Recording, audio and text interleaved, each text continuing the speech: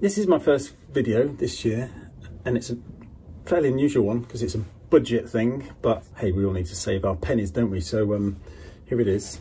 It's the High Estate Soil Shaker 2. So this is probably going to be a bit of a UK specific video because the Soil Shaker by High Estate I think is only available in the UK. High Estate are sports shoes own brand. They're an interesting shoe, mainly because of their low price, but I want to get into the details. Oh yeah, and these were sent to me by Ben at Sports Shoes, but he's just asked me for my honest opinion.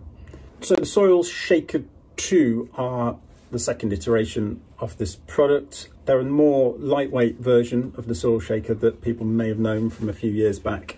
They're meant to be just under 300 grams. I suppose that's like a reference, or a UK 8. In my UK 11, they are about 330 grams. So it's pretty light. I tend to think of any shoe in my size under 300 grams as being really light. So yeah, they're pretty light. Now their RRP is £80, but they're always £40. So yeah, I don't know what's going on there. I'm going to review them as a £40 shoe because I think they're always £40. They are described by sportsshoes.com as a severe trail / fell shoe.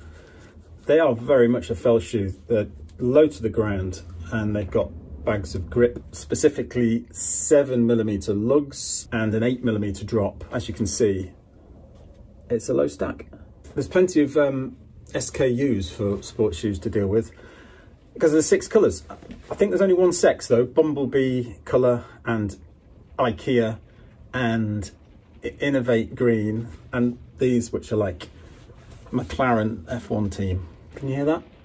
I mean, of course it's raining. Now I'm more interested in value than cheapness.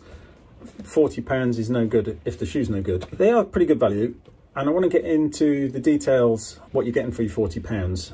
They're quite a narrow shoe. They're very much like a precision fell shoe, which is kind of interesting because I guess that's a niche that they could have aimed for a broader market, but they haven't. They've gone for this low slung fell shoe.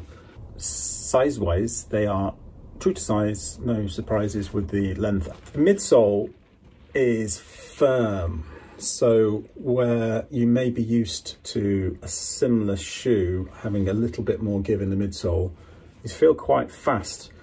Perfectly good racing fell shoe. Obviously the downside of that firm midsole is lack of comfort. So if you're going to have some long hard pack sections or road sections, it's not so great. Conversely, the outsole actually is kind of good on the firm stuff. It's got quite a flat profile and the lugs have flat bottoms to them. They don't squirm around on the road sections like you might be used to in a aggressive pointy lugged fell shoe. The compound of the rubber is sticky-ish, but I think it's going to last quite well. There are definitely stickier compounds, and these aren't amazing on wet rock. Where they really work, obviously, is out in the fells. Kind of got a medium padded upper throughout. Actually quite a bit of thickness around this heel cup. They cinch up well with a regular lacing system, and the tongue is gusseted, so it does keep out some debris there. Pros and cons. Firstly, my pros, obviously the price at £40. For that you're getting a low slung, fairly predictably designed fell shoe, and you get lots of grip in most circumstances. 7mm lugs obviously will provide lots of gnarly grip generally. I can't speak of the longevity, but they seem okay the way they're made. So what about cons? Well, the only one that I've really noticed, and I noticed this when I was I should have done an unboxing and then I'd have been really smug when I was proven right, but I did kind of notice that maybe you can predict what I'm going to say about the grip. I think the lugs are too closely spaced, or the angle of the lugs is too steep. So there's a clearance issue sometimes.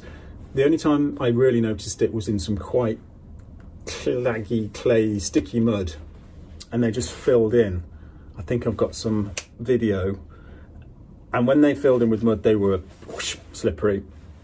but that did only happen in a particular type of mud, but I did struggle to clear it on one of my feet. I was kind of slipping and gripping and slipping. Later on, I got up into the fells and it was more peaty, and I noticed it was clearing much better. So there's probably an area for improvement on the way they clear.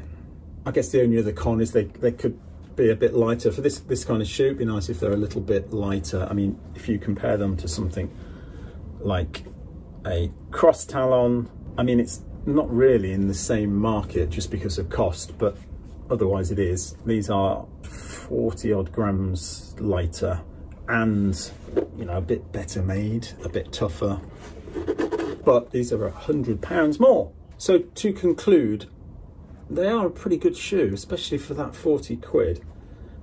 I'm not going to give them a specific kind of score like I normally do, mainly because I want to put a few more miles into them and just see how they hold up, make sure they don't fall apart before I start recommending them. It would seem to be quite good value. I'm going to keep them in my shoe rotation and report back, but so far so good for the Soil Shaker 2. Pretty good job, I reckon. McLaren F1 colour.